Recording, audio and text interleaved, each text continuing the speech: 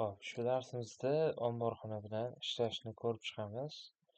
Keling, o'tgan darsda ko'rganimiz, ya'ni xarid buyurtmasidagi zakaz qilgan mahsulotimizni qabul qilishni ko'rib chiqsak. Biz o'tgan safar xuddi shu buyurtmani yaratgandik. Biz keling, kvitansiya bo'limida qabul qilishimiz kerak bo'lgan vazifa turibdi. Uning uchun qarang, barkod degan bizda qo'shimcha app bor. Bundan omborxona uchun foydalaniladi. Operatsiyalar qismiga o'tib olamiz va bizda qabul qismida 4 ta tayyor qabul operatsiyalari bor. Buning ichidan biz o'zimizga kerakligini qidirib olamiz. Ya'ni ushbu almanaxdan kelgan mahsulot bo'ladi.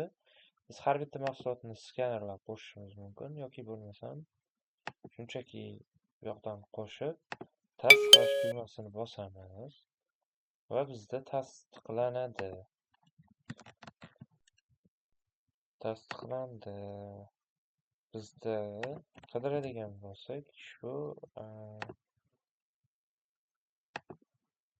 ushbu vazifa bajarildi, statusga o'tadi. Endi bizda qabuldan keyingi omborga joylashtirish statusiga o'tadi, operatsiyasiga. Ya'ni biz to'g'ridan to'g'ri omborga qabul qilmaymiz. Ya'ni omborga birinchi mahsulotni yetkazib beruvchidan olamiz va uni keyin ombor joyiga joylashtiramiz. Bizda bu ikkalasi alohida operatsiya hisoblanadi. Xo'p.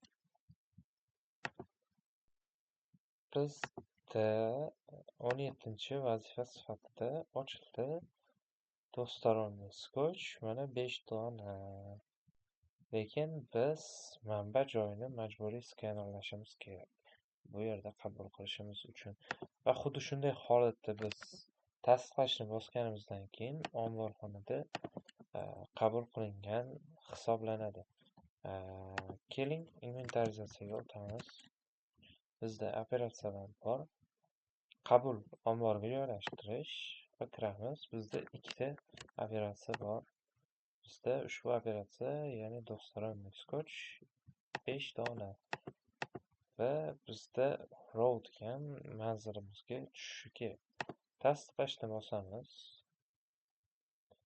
Tasdiqlashni bosganimizdan so'ng bizda bu vazifa bajariladi va ushbu omborga tushadi. Va bizda omborxonadagi ushbu vazifalar bajariladi.